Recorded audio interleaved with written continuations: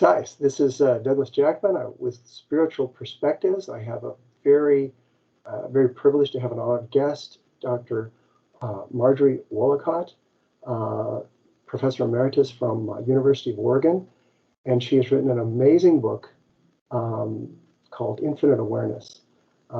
Most of the books I read now, I actually listen to on Audible. And when I first got this book, I was thinking it was going to be, because it was written by a neuroscientist, that it would be some kind of enhancement to your meditation techniques. But it was like way more than that. I think that anyone who is on a spiritual path has come across the situation where anybody that you, family members or somebody at the bus stop, are saying, well, you're just in la la land. You just want this to be true. And, there's no real basis behind it. So when you read something like this that is incredibly documented and a compendium of all kinds of case studies and work all put together, it makes your life easier. And I'm sure that we'll get into this a little bit, but Marjorie, in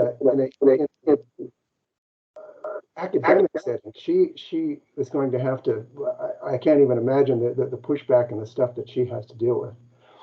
So with that, Marjorie, why don't you just tell us a little bit about your background as far as, how you got to be involved in all this stuff and your background at the university. Sure. So first of all, I'll say that I was a professor at the University of Oregon for 39 years, I think it was, almost 40 years. And I was in rehabilitation neuroscience and certainly enjoyed my research in that area. But as I'll mention a little bit later, probably, I had a meditative awakening when I was about 30 years old. And I had been a materialist atheist, really, really dogmatically so, during all of my college years and early years as a university professor. And then this experience made me shift my understanding of the nature of reality 180 degrees. And doing that, what happened is that I then had to figure out a way to try to really put together the two halves of my life, that of a materialistically oriented researcher in rehabilitation neuroscience at the University of Oregon, and as now a meditator who said, wait a minute, I can't really accept that point of view anymore, and I have to find a way of finding a broader understanding of reality.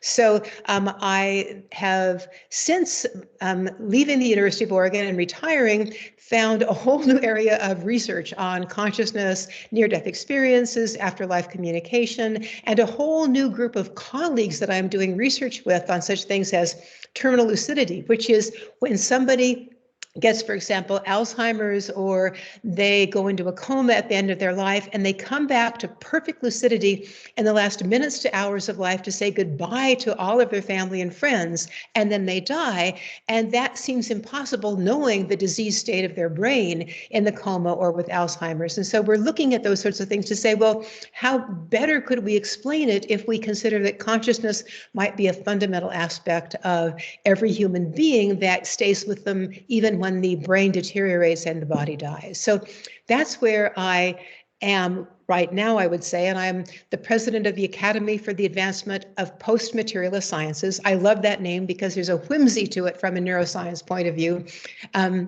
Post-materialist science is now what I'm most interested in.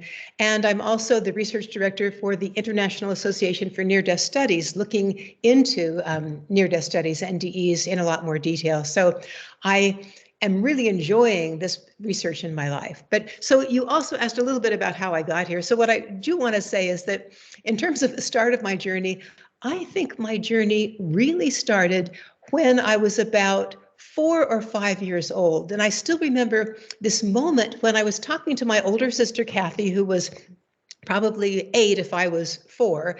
And I said to her, if God really exists, then we should dedicate our life to God.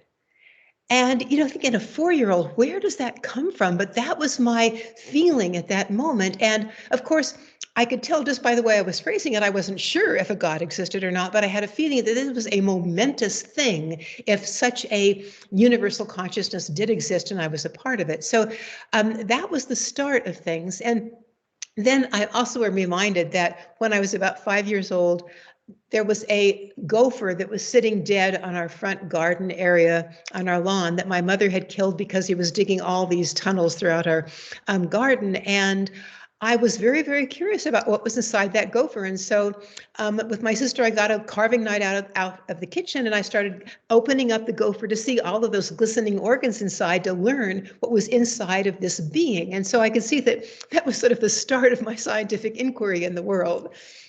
Saying that, I also should mention that what then happened was that when I went into neuroscience in college, now that I decided to go into a neuroscience career, I was hoping in the beginning to find where perhaps a soul might exist. If there was a soul, might there be a way that you could actually see its connection to the brain, and in my own naive way. And what happened in my very first neuroscience course is this: I was told there really absolutely is nothing beyond the brain. The brain creates our consciousness, and there is no such thing as a higher consciousness or a higher reality. And so I then had all of that curiosity really pushed aside because I was now firmly embedded in this materialistic neuroscience environment that the brain is really the controller over our mind and everything else we do. So that's how I got into neuroscience. And I nevertheless enjoyed neuroscience. I love doing the work on rehabilitation medicine. I should say I do work on helping people with Parkinson's disease, helping people with stroke, helping them learn to balance better, walk better, move better, things like that. But with that awakening I mentioned, I was now also curious about a wider understanding of reality. And so that is when I started living what I might call two separate lives, a little bit schizophrenic, trying to put together the life as a neuroscientist and the life as a meditator, and beginning to do research on consciousness itself. Cool. So talk to us a little bit about the pushback, because I think every spiritual individual who's had an increment of whether meditation or any kind of thing that has put them into a altered state of consciousness where they basically just know. So regards to somebody, an authority telling them that it's right or wrong, it really doesn't make that much difference.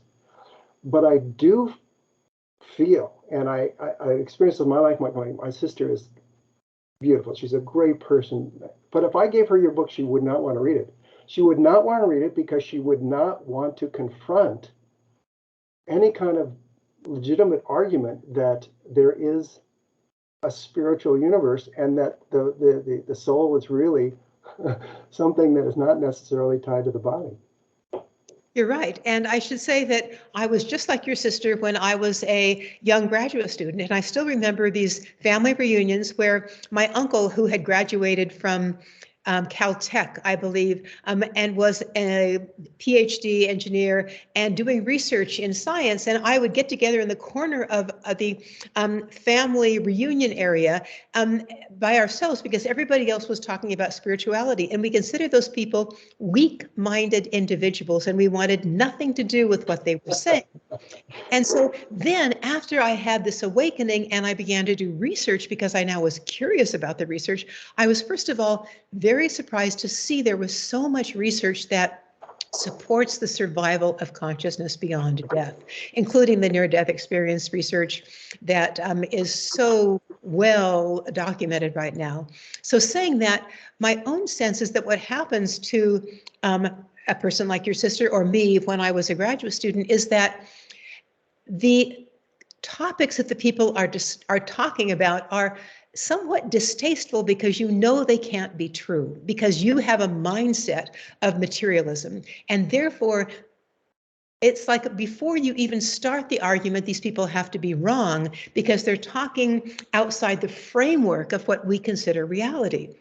And therefore, you know that any research they might have been doing can't be accurate because, again, it's outside the framework of materialism. And I think that when I talk to a number of people about this, that's pretty much what they say. They say, look, I don't even need to read your book because I know the things you're saying can't be true because from a materialistic point of view, which is our scientific point of view, those things cannot happen, period. And I think what they forget is that they are coming from certain preconceptions about the way the world is created, just like someone that believes consciousness is primary is coming from their own preconceptions. And what we need to do is be curious and look at the scientific evidence. And I should say, I wasn't interested in the scientific evidence until I had that awakening. Now, I want to say one more thing, and that is that in terms of pushback, what I noticed with my colleagues at the University of Oregon, but it really is across all universities, is that once this happened and I began to do some research in my laboratory on things like meditation, I found that when I wanted to, for example, publish a paper that was on meditation that had very interesting quantitative data on the person's attentional systems and how they change with meditation, when I submitted that article to a particular journal, a scientific journal that I had published in many, many times before, doing my rehabilitation research, the journal editor would not even send the article out for review because he considered it not appropriate. And he would say, oh, we don't do descriptive studies like this on meditation. And it was not a descriptive study. It was exactly like my studies on rehabilitation medicine. But that word bothered them. Same thing happened when I did research on Tai Chi, for example. And when I tried to write grants on meditation or Tai Chi or things of that sort, it's like the mindset of the editors and of grant reviewers is that this is irrelevant. It's some sort of side thing that is not really important to our true scientific understanding. So there is one real problem that still exists for everyone. And I should say, I didn't start my research on meditation until I had tenure and I was a full professor. Wow, good work. Yes, I had no problems at all with my career, but when I counsel young professors that are just starting out, I say, don't make meditation your prime area of research. You need that as a secondary area alongside something that your department chair and your university colleagues on the tenure committee will consider valid in their perspective, their lens on reality, so that you can get tenure and continue your research on meditation. And after tenure, you may be able then to make that more the primary focus of your research. But that's where we are right now in our reality. And again, we say, well, why is that the case? It's like when you look at the research, this research has been going on since probably the mid to late 1800s. There's nothing brand new about this research. We have lots of documentation, but we have been in what I would call the materialist paradigm probably since about the 1700s. And therefore, it's going to take an amazing amount of work to shift our cultural, governmental, educational lens from that paradigm to something else. And I think we can see it even in quantum physics. So this year, there was a Nobel Prize given for the whole understanding of non-locality in quantum physics.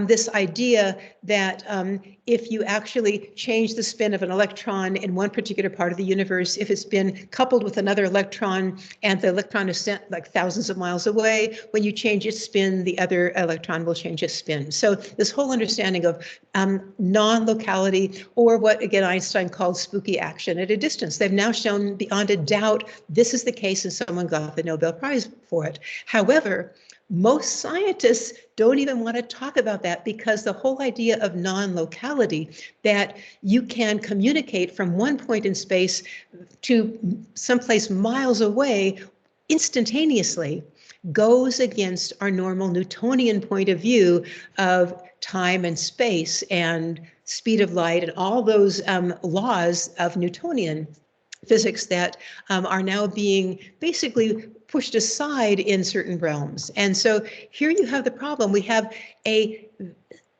very, very staunch perspective in our society at all levels, from the government through education, all the way down through almost everything we do in Newtonian physics, which works wonderfully in most realms. So I can understand why people believe it, but they don't understand that right beside it is quantum physics, which goes against all those rules in its own particular perspective on reality. And we have to begin to find a way of accepting both of those together.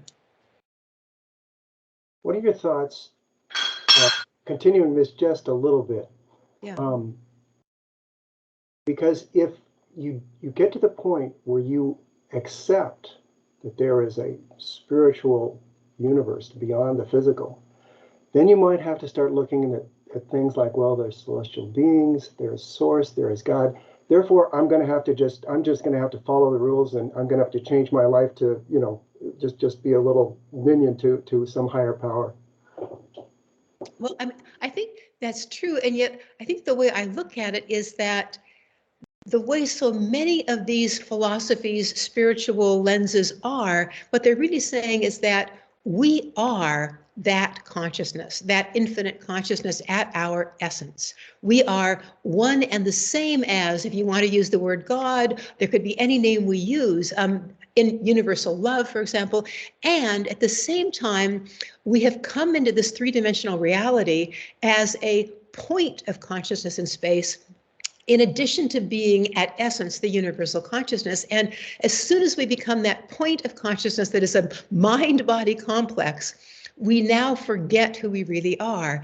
And now we start doing these things of saying, oh my goodness, I'm not complete, and therefore I need this and I need that and I need the third thing to be happy, and these things I have to push away because they make me unhappy. And so it sounds like once we acknowledge that we're part of this universal love, this universal consciousness, I think what we can start doing is then striving to become aware of that, because that will actually eliminate a lot of our suffering from our forgetfulness and our thinking that we're separate from every other being and we need to compete for the limited resources of the universe. Oh, beautiful. I remember Ramakrishna had a description of like beings as rays from the sun, that they're unique rays, but at some point they're all connected. Yeah. So continuing on with this a little bit, so give us your understanding of the big picture, source, God, why we're here. Yes, and I think I would go back to what I was saying. I believe that that big picture includes an infinite consciousness that was the source of the universe and is still in the universe. It is both transcendent, meaning it is beyond all material and energetic reality, and it is within all material and energetic reality. And we are a part of that. And when that consciousness said in its potential form, let me know myself, let me, in fact, enjoy learning more about myself and playing in this universe to have the enjoyment of this, what happened is that it created billions of individual points of consciousness, as I said, and we are each one of those billions of points of consciousness. And if we remember who we are, we can see this as a beautiful play of learning when we're in this three-dimensional reality. And we can say, oh, this is my opportunity in the lifespan of this particular body to actually learn more about all the vast parts of existence, and to learn more about interrelationship with other people and other animals and all of the vast entities, perhaps even on the other side, as we're talking about. And so you begin then to see it more playfully, and also you begin to see the joy of learning about who we really are, and about learning about our interconnection, that we are much vaster than we think we are. And I think the one catch in this is that as beings that are embodied, we have a finite existence in this earth realm. And therefore, once we come into this earth realm, there are the pairs of opposites, those polar opposites of joy and sorrow and pain and pleasure. And I think when I'm identified with my mind-body complex, I forget that I'm more than that. And therefore, when the body is sick, or when I lose my favorite cat, as I did last summer, I'm filled with sorrow, because I think that she only exists in this realm and now she's gone and I miss her, or that my body is going to, of course, decay eventually and die, as it will. And I then get stuck in that small way of looking at the world, not realizing that, in fact, once the body decays, I leave the body and I move back into this realm of infinity again. And I can then play again if I want to in another lifetime. I mean, this can go on forever. And I think some people despair. They say, well, when am I ever going to be realized so that I can let go of my suffering? And somebody once said, you know, what if it takes 20 more lifetimes or 100 more lifetimes? You've got all the time in the world. So maybe we don't need to be impatient and we can simply enjoy our learning period in this realm. Yeah, I think if you want to escape, then you're probably going to come back. What are some of the techniques and disciplines that you resonate with, and how you come to appreciate those? Yes, I think obviously the very first one after my first meditation experience was meditation. And the very day after I had the spiritual awakening at a meditation retreat, I went home and I spontaneously woke up at 5 a.m. and I began to meditate. And somehow, I think at some deep level, I would say like in my heart, though I don't mean the physical heart, obviously, at some deep level of my being, I knew that quieting my mind in meditation was absolutely important to my progress in terms of understanding who I really was. And I think that what happened is in that meditation retreat, when I was initiated by this Indian master, I became totally still in my mind. And in that total stillness, my energy went right into my heart. And I felt this incredible expansion of love in my heart that went through my body and beyond my body. And with that original experience of this unconditional joyful love, I wanted to find it again. And so again, that next morning, I woke up early, I got up and I meditated, and I've been doing it ever since. And I want to say just one caveat. It's not like every time I drop into meditation, I'm back into that original experience that I had in this meditation retreat.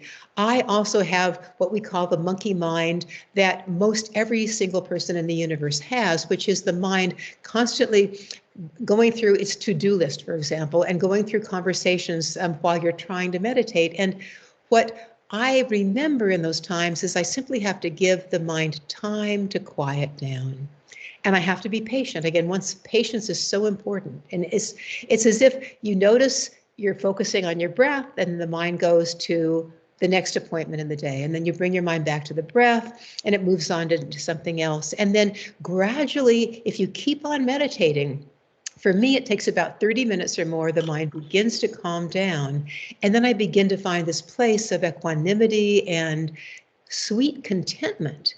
And then when I get up off my meditation mat and I go into my day, that contentment seems to stay with me much more strongly amidst the challenges that come up in my day. I can be more resilient and come back to my center of focus.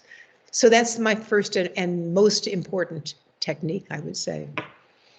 The in-breath and the out-breath. The in-breath and the out-breath. So talk to me a little bit about service and dharma. Yeah. What you exemplify is somebody who's on a spiritual path, but at the same time is out flowing, is out trying to create on the physical world. We have a platform for evolution here, and if we all just went into caves, I don't think things would progress. You're right. And I love those two terms, service and dharma, because you typically don't hear that on an interview because those aren't topics that we often talk about. But as you say, I think they're very, very important. And now I want to say something also humorous about myself. When I first began meditating on my own path, they talked a lot about the different practices that are important. And of course, there was meditation, there were chanting of mantras to help bring the mind inside. There was also, for example, study of these various ancient texts. And then there was selfless service. And I thought to myself, well, I'll do selfless service because I'm sure it will help me become enlightened. But to me, it didn't sound like it was fun. It sounded more like I might be scrubbing pots in the kitchen, which is often what I've done as part of selfless service. But what I began to realize over the years is that, first of all, what is the essence of selfless service is that we stop focusing on our own egoic needs and we start making interconnections, serving others, and we become happier doing those things. So first of all, it's a main path to happiness. And for some people, selfless service is their main spiritual focus, and they love it. So what I began to find out, though, after I began looking at all the different ways we can serve others, is that what made me most joyful was serving, as you're talking about, in this way of like trying to understand these truths as best as I could, and then from that joy of my understanding, sharing it with others. And that makes me absolutely delighted.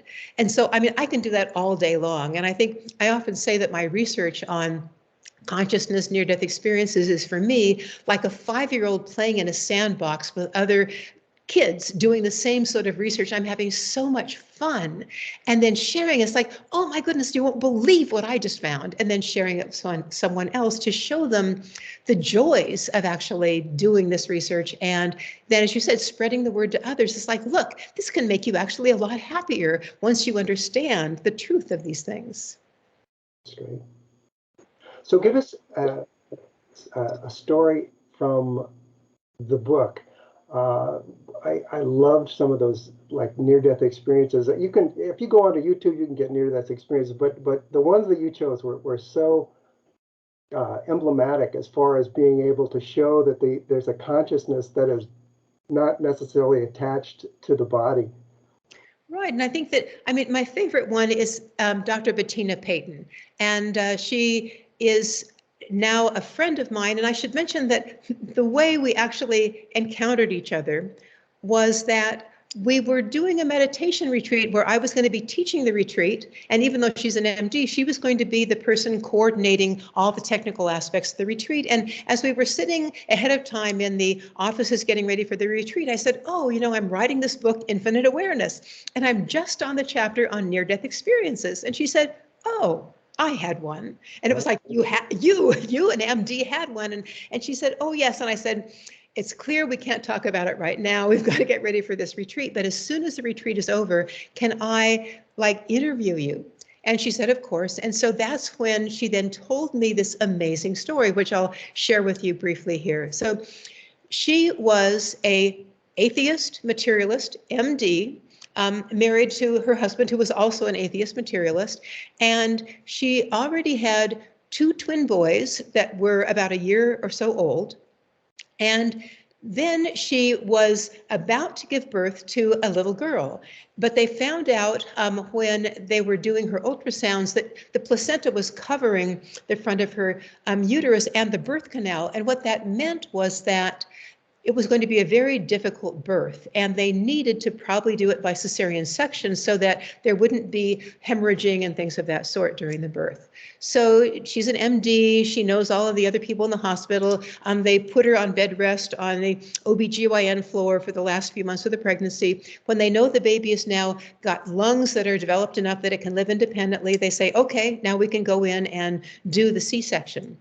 And she mentions that she's talking to the anesthesiologist who she knows as he's about to put her under. And she also knows that this is a risky procedure.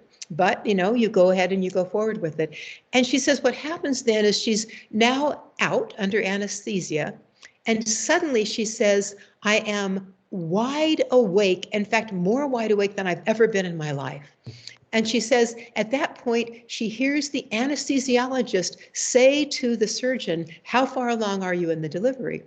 And he said, her blood pressure is plummeting fast. And at that point, she knew there was trouble. And just then, she realizes she feels this hollowness in her chest. And in fact, it's because her heart has stopped beating. And she says right then, she knows the issue, but nobody else does until she hears the cardiac alarm start beeping very, very loudly. And she sees the anesthesiologist slam his hand into this red button on the wall, calling the resuscitation team because now she's under cardiac arrest. And what happens then is the drama continues on, but what happens to her at this point is that she realizes at this moment that she feels that suddenly she knows she's going to die, and her awareness goes into the backmost part of her mind. And from that place, it's as if her awareness like actually does this backward like arcing fall into this precipice of blackness.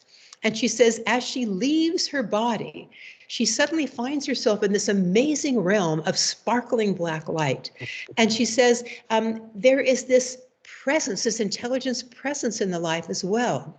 And she said, by the way, she now sees as she like goes through this like sonic like boom of some barrier that she has now just left this realm. She sees this tiny flame far off in the distance, which is Bettina Payton's like mind-body complex of what it was. But she sees that that's far, far away from her now. And she feels this incredible joy. She's enveloped in absolute bliss and joy, and feeling totally loved. But she says at this point, she suddenly hears a voice. And it's this booming voice that's not really words as such, but thunder, and it's, "You must live." And she says at that point, she feels herself like spiraling down back into that operating room at the hospital. And as she comes into the room, she sees her colleagues, and she sees her own body, first of all, on the table, just totally white without blood, and her colleagues like actually doing the artificial respiration, et cetera, and the cardiac compression as they're trying to get her heart going again. And she is almost embarrassed at first to have her colleagues seeing her body in such a condition, because she said she is sort of like in like this lake of blood as her surgeon says he's doing his first 3-minute hysterectomy that he's ever done before, as he's trying to be able to get ready to actually get the heart pumping again. She says a lot of things happen at that time as she's watching the personnel in the room. One is that she realizes that she knows she's going to live, and she has to let them know she's going to live. And she sees the anesthesiologist trying to get a needle into one of her veins, and he can't make it. And she says to him psychically, "Don't go for the wrist, go for the elbow. You'll be able to do it the elbow." And you see at first he shakes his head no, and then she says, "Go for it." And suddenly it's like he lifts his head up like he's actually heard her psychically, and he goes for the elbow and he gets it in. And other things happen where she is like, she said she's like helping the team in any way she can, like move forward on this. And then she says she sees a white-haired surgeon walk into the operating room, and he slowly weaves his way through all of the people to her right side. And he then takes his hand into this field of blood now in her abdomen. He reaches in, he finds her aorta, and he wraps his fingers and his thumb around it, and he clamps the aorta shut. And in that moment, she said it's the most painful experience she's ever had, but she knows she's going to live. And she can feel this energy like moving through her veins into her body, giving her life again. And at that point, she hears the doctor say, "Stop compressions, I feel a heartbeat." And her heart began to beat again. And she says from there, the nurse whispers in her ear that she has a beautiful baby girl. The baby girl has lived. And she then goes unconscious until she's in the recovery room. And then in the recovery room, she's surrounded by her husband and the team of doctors. And her husband is a doctor, by the way. And she stops them. She has a tracheal tube in her throat, so she can't speak, but she stops from saying anything. And she motions to have something to write with. And they give her a napkin, and she writes words to this effect: "I know my uterus is out. I know my heart stopped. I know I have a baby girl." So they would know she was present during all of that happened. And she said, at that moment when I came out of the operation, I knew without a doubt that I was not this body. I was consciousness. My consciousness was fundamental, and it's never changed since then, she said. And I think just one thing to add on to that story is that she talked to the various personnel afterwards. They confirmed that all the things that she knew were impossible from a regular physiology materialist point of view. And she also said that afterwards, she knew she had to find her way back to that experience, and she found it through meditation. And again, she met a meditation master. In that moment with the meditation master, she was right back in that experience that she had during her near-death experience. And that helped her find then a path through meditation to now find that place again and again. And she's been meditating ever since. Yeah, that was my favorite story too. And I remember one other thing in there where she talked about where the doctor says, "And the baby's gone." So she knows at a certain point the baby has died and she's dying, and then she comes back and it was like, "Oh no, they just took the baby out. The baby's not there." Exactly, exactly. And it's so, I mean, it shows again how our mind has its limited understanding in some moments in space. And yet at the same time, then after she leaves the body, then everything becomes clear in a whole new way. I love that story because it's the paradox of who we are as human beings. And we can get confused occasionally by those comments. Yeah. Thoughts on visualization and precipitation. Pretty much anything, if you really think about it, if you're going to bring something into your life, you think about it ahead of time. And usually it seems like in this particular octave, you have to create, create, create. And usually that starts with some kind of visualization. And obviously you can do that in meditation. Any thoughts? Well, first of all, I think that in most of the texts from probably many spiritual traditions, I just know the ones again from India a lot, this is one of the most important aspects of spirituality. And of course, it's not just spirituality, it's every moment of our lives. And the word they use in Sanskrit is the word sankalpa. And in fact, they talk about two words, intention, sankalpa, and attention, keeping our focus on what we want. And I should say, this is for me, been absolutely critical to everything I do in my life, that I think I can feel when I have an intention that is very, very strong about what I want to do. Usually that intention comes from a place beyond my mind. It comes from my heart, from deep yearning that I have. And when there's that yearning there, it allows the intention to be very strong, and it allows my attention to stay on it to make sure that I keep my actions helping to move that intention forward.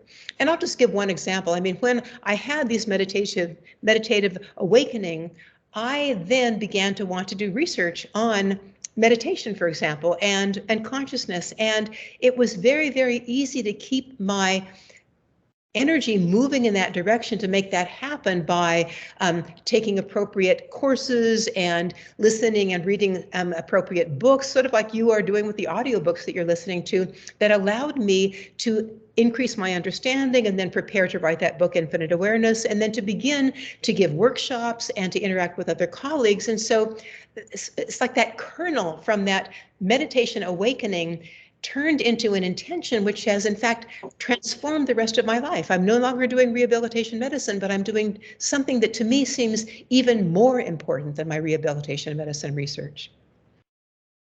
One of the things that I kind of you triggered in me in that book is the stuff that we take for granted. In other words, if you want to sit at a computer to do something, you either type something, or if you have audio recognition, you have to give certain instructions. If you want to raise your finger, you just intend it. It's like, if you think about that, it's like, wow, it's crazy. And one of the things you talked about in the book was when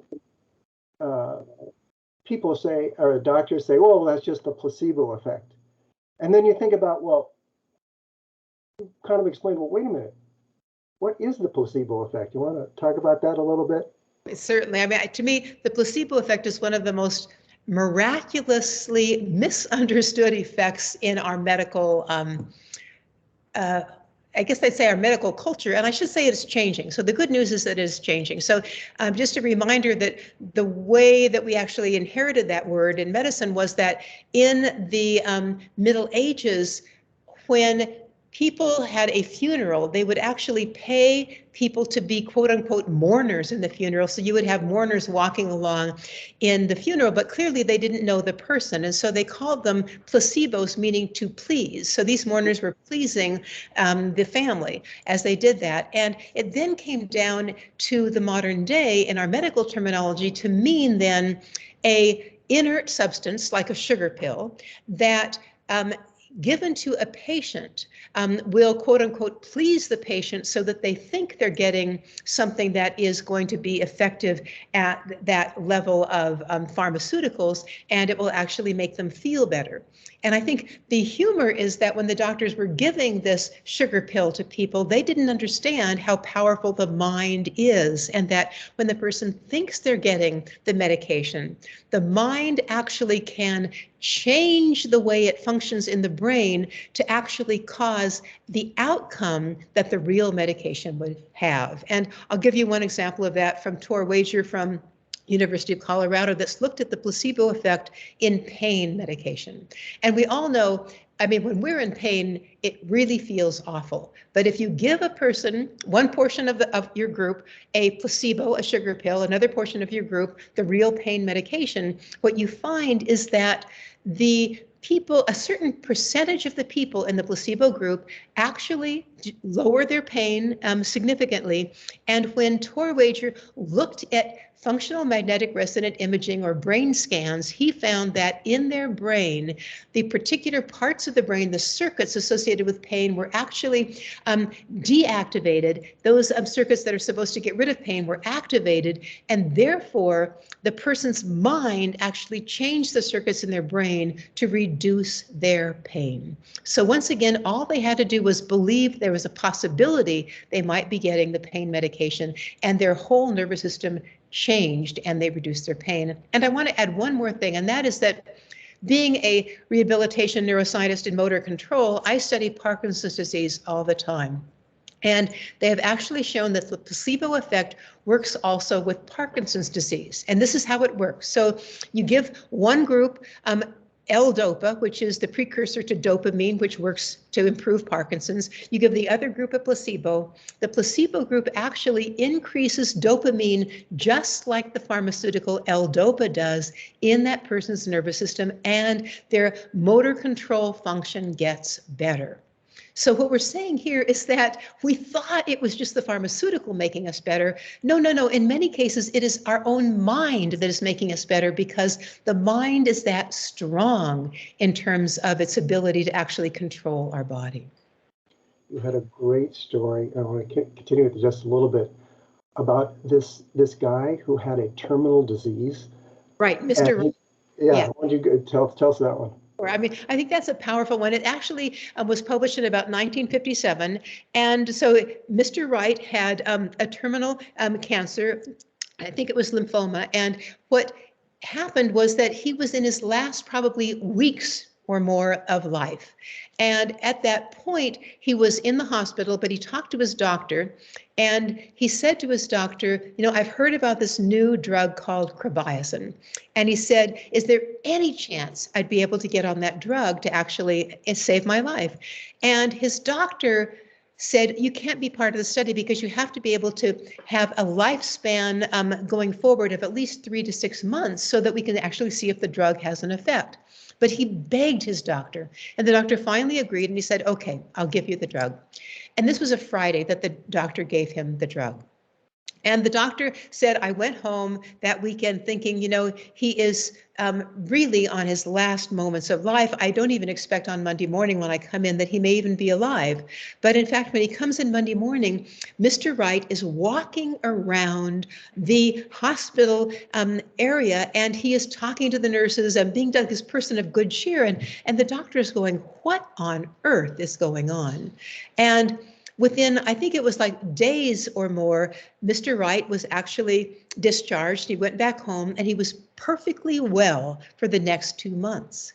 And then, of course, as the story goes, he read information in the news that carbamazine had not worked in all the various cancer clinics. And in fact, it wasn't a good cancer drug. And so at that moment, interestingly, his cancer began to come back, and he was back in the hospital within a few days with all of the symptoms again. And at this point, his doctor realizes what is happening, that we have the classic case of the placebo effect going on and now the nocebo effect. And so he says to Mr. Wright, okay, I'm going to give you a super duper double strength dose now, and I know that will work for you. And so he gives him the dose. It's only saline in this case. And Mr. Wright, within days, again, is better. He is discharged. He goes home. He's fine for 2 months. And then the American Medical Association comes out with the absolute final story that carbamazine does not work. And at that point, Mr. Wright hears the news. He's back in the hospital. And within days, he has succumbed to the cancer and he is dead. And so the point of this is, here again, it was all in Mr. Wright's mind, but somehow Mr. Wright himself couldn't see it. And so the placebo gave him 4 months of life, but in the final long run, because he listened to the AMA, it actually then allowed him to die. Yeah, I thought that was great. There was one more in there that I thought wasn't a big story, but the guy with genital skin disease, all of a sudden he goes into hypnosis, and half of his arm. Yeah. Anyway, why don't you describe Yes. that? Yeah, so first of all, that's the disease called ichthyosis. And I should say that ichthyosis, as you say, is one of those inherited diseases. It's in your chromosomes. And if it actually gets then triggered, basically what a child has, because it often starts very, very early in their life, is these like scabs all over their arms, their legs, it might be over most of their body, that are bleeding and oozing. And so it's very, very distressing for the person because they look awful. And of course, they feel awful because these scabs are oozing blood and things of that sort. And so what happened with this one boy, I think he was 15 years of age, he'd had this disease all of his life, and they had done everything they could for him in terms of medical care, in terms even of skin grafts. They had taken skin grafts from his abdomen that didn't have it, they put it on the arms, and the ichthyosis just came right back in that same place. And finally, the medical community gave up, but he went to a psychiatrist, and the psychiatrist said, let me try hypnosis. And so in this case, he then put the child into hypnosis, and he told him, because he was trying to experimentally understand what was going on, I want you to basically have all of the ichthyosis go away. I think from I think it may have been one of your arms. And in the next week, in fact, all the ichthyosis was gone from the child's arm. And then he went and he did it to the rest of the arms, the legs, etc. And I think 3/4 of the ichthyosis was gone, and in fact, never came back in that child as he came back to the psychiatrist for future visits. And here again, I think what you're noting is that the placebo effect, hypnosis, and energy healing probably all have something in common, in that it is the belief system of, interestingly, both the patient and the doctor that has an effect on the patient's body. It's the consciousness of these patients and doctors and healers, et cetera. And I think that's important. Sometimes we think, well, it's just the patient. Well, they have to have it. In this case, the doctor believed in it. He induced hypnosis in the patient to suggest it very strongly, and then the patient had this effect. And I should say, in energy healing, we're finding that it's probably somewhat similar. I mean, we're talking in this case about the understanding that a universal healing consciousness is flowing through the healer and then down into the patient. But I believe that typically you have to have a healer who has a strong intention and understanding that this is the case. And I believe it helps to have a patient that has some sort of relationship with the healer. And that really often helps as well. So there are things that can actually, what I want to use the word, that can actually help facilitate energy healing, that can facilitate the placebo effect, and probably help facilitate hypnosis. And it's all this mind-body interaction phenomenon. And maybe I want to add one more thing. When people were looking at the placebo, I mentioned this in my book as well, a group at National Institutes of Mental Health, Grace Lee was the lead investigator, actually found that the doctor's belief could also affect the patient's health. And again, they were looking at pain medication versus pain placebos. And they told the patients, you might be getting the placebo or the pain medication, and you won't know in advance which it is. And they told the doctors that part of the patients will be getting the placebo, in which case they won't be able to get pain relief, and the other part will. But the point is that, in fact, the doctors then were made to understand that the placebo would not work. The patient were just told, you might get one or the other. We don't know what you're going to get. We'll see what happens. And in fact, all the patients who were in the category where the doctors believed they were getting no chance of pain relief had no chance of pain relief. They had a much lower ability to actually lower their pain. And those that didn't have doctors believing that actually were able to actually have a strong pain relief. So once again, just think about what that means about our medical system. Our doctors have to believe that we can get better. They have to believe in what we are doing for ourselves and what they're doing for ourselves for us to have the maximal healing benefit. That's great. Okay, just a couple more questions here. In the physical body, we have our five senses, and we can hear, we can see, but there's no mechanism physically to transmit or receive. And yet we have medical intuitives who can diagnose other individuals. We have remote viewers who can actually put themselves in the location. Any thoughts on that? Yeah, I mean, to me, that is one of those fascinating things where Newtonian mechanics doesn't work. But again, quantum physics does work, and we call it non-local communication. And I think the interesting thing is that a lot of the intuitives and the people that have practiced remote viewing and know that it's successful believe that it's exactly the same notion as the non-local communication amongst electrons or photons, et cetera.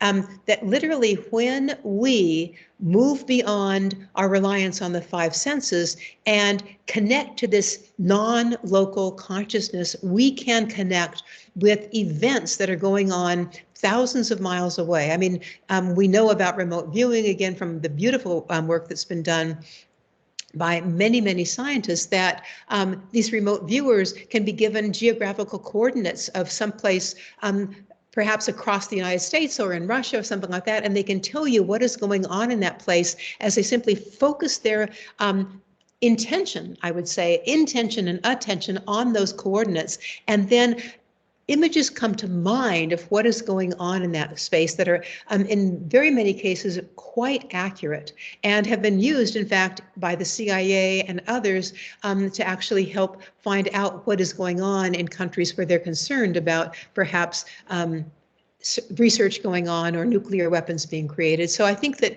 there's no question that it works. And I think here is the issue. It doesn't work 100% of the time with 100% of the people. And therefore, the skeptics can simply say, hey, wait a minute, it didn't work on this time. But they ignore the numbers of times it worked. And I think what Jessica Utz, a statistician, once said about all this remote viewing work is that if you look at statistics, it's absolutely a credible phenomenon. It's just that it is above chance, but it's not 100%.